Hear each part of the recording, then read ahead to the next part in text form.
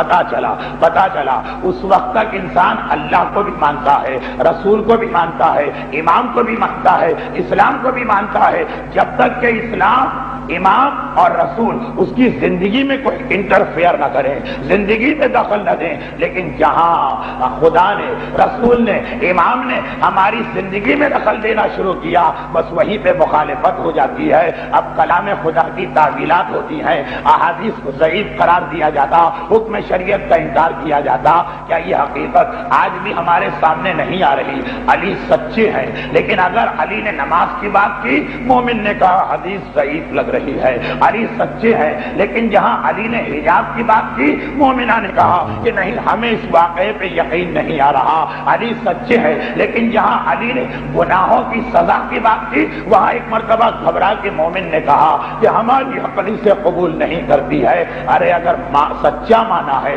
تو ہر چیز میں سچا مانو، اگر امام مانا ہے تو ہر چیز میں امام مانو، اگر صاحب خلق عظیم مانا ہے تو اس کے ہر قول پہ یقین کرو۔ یہ کیا ماجرا ہے؟ یہ کیا ماجرا ہے کہ ایک جانب مومن اسی علی کے نام کا کلمہ پڑھتا ہے، اسی رسول کے نام پہ جان قربان کرتا، لیکن جب رسول کا ایسا حکم آتا جو ہماری زندگی سے ٹکرا رہا، اور دیکھیے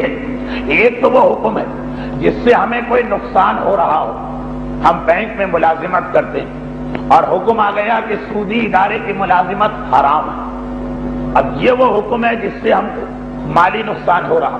یہاں پہ انسان اگر تھوڑا پس و پیش کرے تو بات سمجھ میں آتی ہے۔ ہمارے لیے مثال دے رہا ہوں، ہم نے کسی کا حق غصب کر کے مکان بنایا، حکم خدا ہم کو بتایا گیا کہ مومن کے مال کو، مسلمان کے مال کو غصب کرنا گناہ۔ اب اگر اس حکم کو ماننے سے ہم انکار کریں، بات سمجھ میں آتی ہے۔ جائیداد نکل رہی ہے ہاتھ سے، کیسے مومن قبول کر؟ ایک آدمی کا سورس آف انکم یا ایک آدمی کی کمائی کا ذریعہ ہی رشوت ہے۔ اب اگر حدیث رسول آ گئی کہ الراشی والمرتشی کلاہما فی النار، یا دوسری حدیث امام کی آ گئی الراشی والمرتشی والسائی بینہما فی النار، رشوت لینے والا، دینے والا، دونوں کے بیچ میں معاملہ طے کرانے والا، ان سب کا ٹھکانہ جہنم ہے۔ مومن نے اس حکم کو ماننے سے انکار کیا۔ بات کچھ سمجھ میں آ گئی کہ ہاں بھائی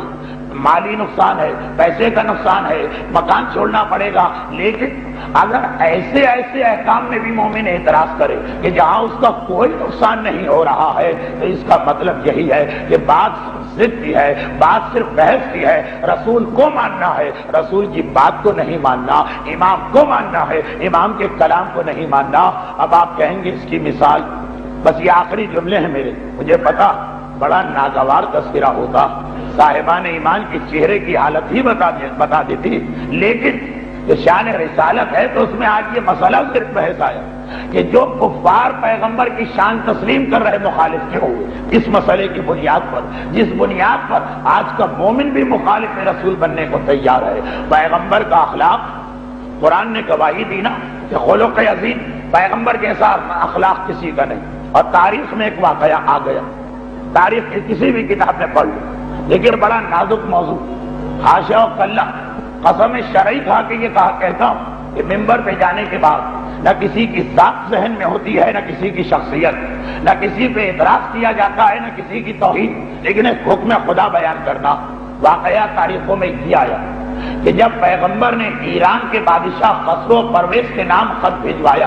تو اس خسرو پرویز نے اس خط کو چاک کر دیا، پارا پارا کر دیا۔ پیغمبر کو اطلاع ملی، ہاتھ اٹھا کے کہا اللہم مزق ملکہ،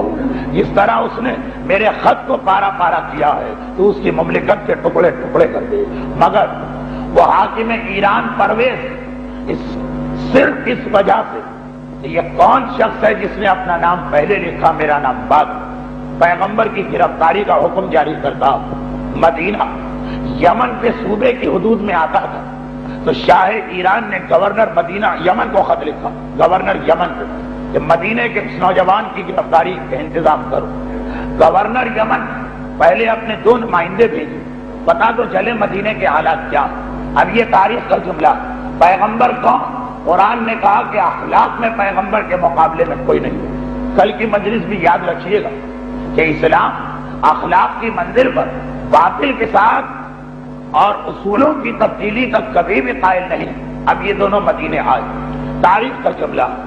3 مرتبہ پیغمبر کے سامنے آ رہے ہیں اور تینوں مرتبہ اللہ کا رسول چہرہ پھیر رہا۔ بعض علماء نے لکھا ہے کہ سلام بھی کیا اور پیغمبر نے سلام کا جواب تک نہ دیا۔ خیر وہ تو ایک فقہی مسئلہ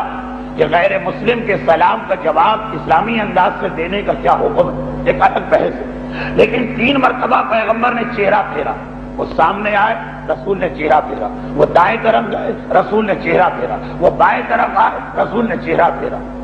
گھبرا کے انہوں نے پوچھا، ہم مہمان بن کے آئے، ہم ایک گورنر کے نمائندے بن کے آئے اور آپ کے اخلاق کی تعریف سنی، آپ ہمیں دیکھنے کو تیار نہیں۔ تو پیغمبر کا جواب آپ کو تمام تاریخوں میں ملے گا۔ ایک مرتبہ ان کے چہروں کی جانب اشارہ کیا اور کہا ویلکما من امرکما بہذا، تم پر ویل ہو، کس نے تمہیں یہ حکم دیا ہے کہ داڑھی کو منڈوا کر میرے سامنے آ رہے ہو؟ ان کا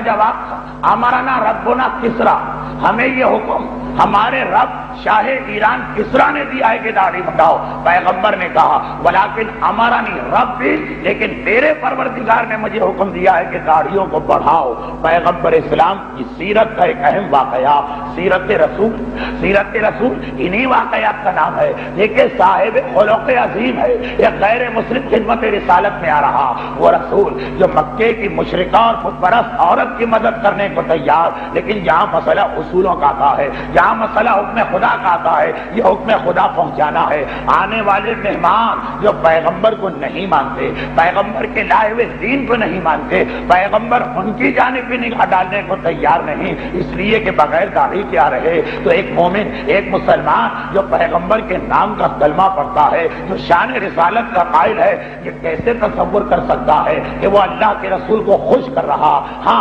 یہاں بے خبری،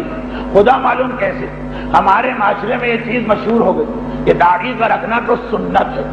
اور سنت کا مطلب یہ لیا گیا کہ مرضی پر ہے، ہاں ثواب ہے، لیکن اگر داڑھی نہ رکھا جائے تو گناہ نہیں ہے۔ ہماری فقہ کے اعتبار سے ایسا مسئلہ نہیں، یہ لوازم میں سے ہے، یہ واجبات میں سے ہے، اس کی مخالفت حرام میں سے ہے، چاہے فتویٰ ہو یا احتیاط واجب۔ لیکن میں اس موضوع کو اپنا موضوع نہیں بنا رہا، میں یہ کہہ رہا ہوں کہ ایک آدمی رشوت چھوڑنے سے انکار کر رہا، سود چھوڑنے سے انکار کر رہا، ایک آدمی کسی دوسرے کی جائیداد پہ قبضہ کر چکا ہے، اسے چھوڑنے سے انکار کر رہا، کچھ سمجھ میں آ رہا ہے کہ بھائی پیسے کا نقصان ہے، لیکن بعض ایسے احکامات ہیں، اس میں آخر رسول کی مخالفت سے کیا مل جائے گا، اس میں آخر امام کی مخالفت سے کیا مل جائے گا؟ اس کی سنت ہے، رسول کی سنت ہے، امام کی سنت ہے، کوئی نقصان بھی اس میں نہیں ہو رہا، پھر مومن کیوں لاپرواہ ہے؟ اور یاد رکھے یہ اتنا اہم مسئلہ ہے کہ جس کا قصیدہ قرآن اخلاق کے حوالے سے پڑھ رہا، وہ بتا رہا کہ ایسے گناہگار کو دیکھ کے میں بھی منہ پھیر رہا ہوں، تو یہ اسلام کی حقیقتیں ہیں۔ اور یہ بھی میرا پیغام مسلسل کہ ایسا نہ ہو کہ لا علمی کی بنا پر ہم نام رسول کا لیتے رہیں اور طریقہ کار مشرکین عرب کا اختیار کرتے رہیں کہ جب تک کہ رسول کا کوئی حکم ہمیں پسند آتا رہے، وہ صادق بھی ہے، وہ امین بھی ہے، وہ رسول برحق بھی ہے، اور جہاں رسول کا کوئی حکم ہمیں ناپسند آ گیا، اب اعتراض بھی شروع ہو گیا، اب دلیلیں بھی لائی جانے لگی، اب اس گناہ کو انجام دینے کو صحیح ثابت کیا جانے لگا۔ بس اس سے زیادہ مجھے آج گفتگو نہیں کرنا، لیکن اتنا کہنا ہے کہ اسلام اگر آپ کو دنیا اور آخرت کی تمام برکتیں دیتا تو ساتھ میں ایک پیغام اور بھی دیتا کہ پہلے تمہیں قربانی دینا، پہلے تمہیں زحمتیں اٹھانا، پہلے تمہیں خدا کے لیے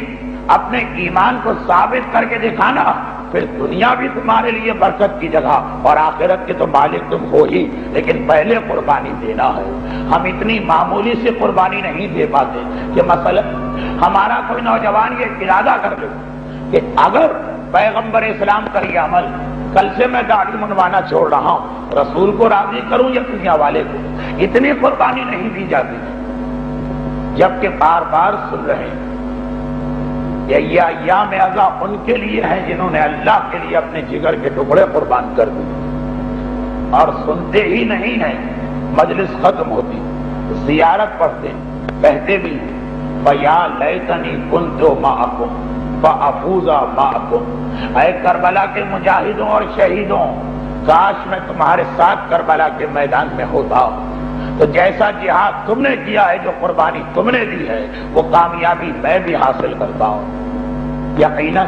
اپنے دعوے میں ہم سچے بھی ہیں، لیکن سوال یہ پیدا ہوتا کہ جان دینے کی بات کر رہے ہیں، اور یہ چھوٹے چھوٹے واجبات اور یہ اسلام کی حرام چیزیں، اس میں قربانی نہیں دی جا رہی۔ یہ قربانی کا کون سا طریقہ کہ اے خدا مجھ سے میری جان لے لے، مجھ سے میری اولاد لے لے، مگر مجھ سے داڑھی کے بال کی بات نہ کر، جان دے سکتا ہوں۔ اس کی اہمیت شاید کم ہے، اس کی اہمیت شاید زیادہ۔ ارے جب فیا لیتنی کہا تو گویا یہ اعلان کیا کہ اے پروردگار، جب تو مجھ سے میرا مال مانگے گا تو وہ بھی قربان، جب تو مجھ سے عزت و آبرو کا سوال پیش کرے گا وہ بھی قربان، جب تو مجھ سے میری جان مانگے گا وہ بھی قربان، جب تو مجھ سے میری اولاد مانگے گا وہ بھی قربان۔ اس لیے کہ میں تو ان کربلا والوں کو مانتا ہوں جنہوں نے اسلام کے لیے اپنا سب کچھ قربان کر دیا۔ برحمتک یا ارحم الراحمین وصلی اللہ علی محمد و